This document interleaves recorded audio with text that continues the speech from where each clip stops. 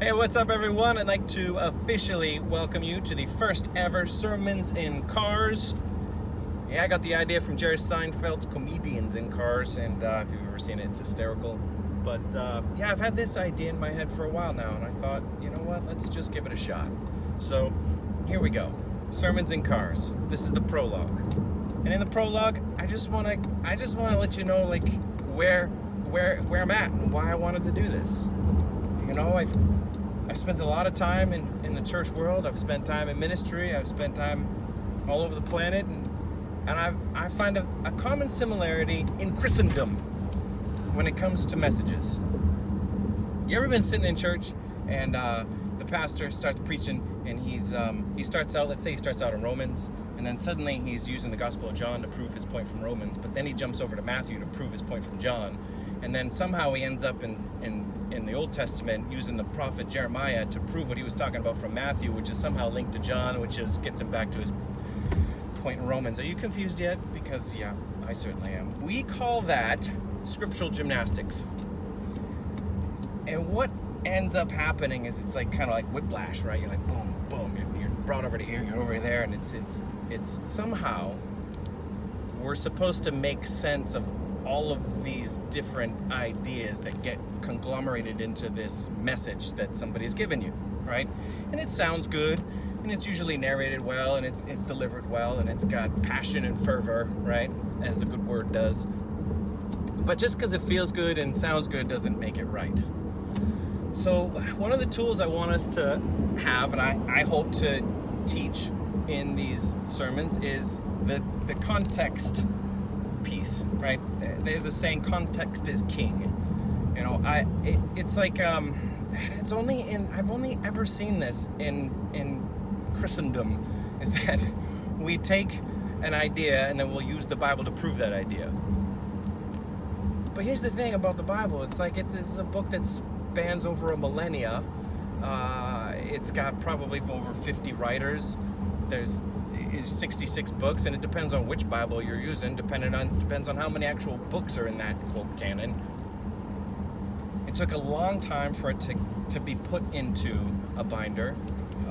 For a long time, different people had different Bibles, and it's even still to this day that's the case. You know, it's got 3 different languages, it's multicultural, it's multi-ethnical, it's diverse, it's rich, it's got so much in it.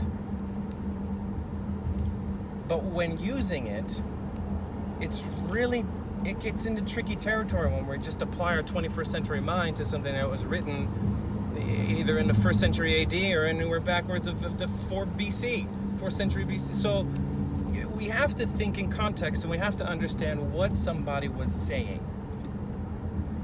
Right? It's like you don't see it in classical Greek studies. You know, it's like, let's take all of the writings of the ancient Greeks, let's put them into one anthology, and then suddenly let's use the story of Odysseus to somehow prove what we want to say using Plato.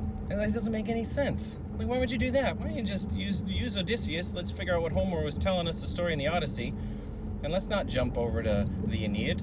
Let's not go over to Aristotle, right? What does one story have for us to say?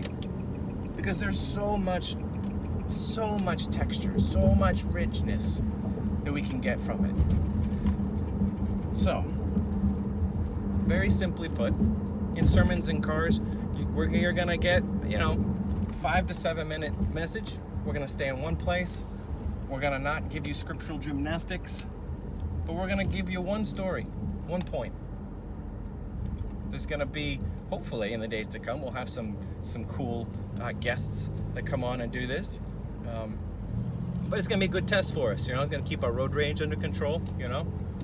It's gonna force us to communicate a little differently. But yeah, hopefully this will be a source of encouragement for you. But one of the primary tools we will hope to impart, is the tool of thinking in context. So even as you go to church this weekend, or you listen to your pastor preach, you can begin to ask yourself, what's that saying? If they're using the story of John, but somehow they end up in Matthew, I'll be like, well, wait, what is this second? Well, John was saying one thing. And it's okay to ask these questions. It's just developing a critical mind. And that's what we want. We want to be critically engaged in our faith. All right, yeah. So this is the prologue, Sermons in Cars. All right, I'm out. Amazing grace.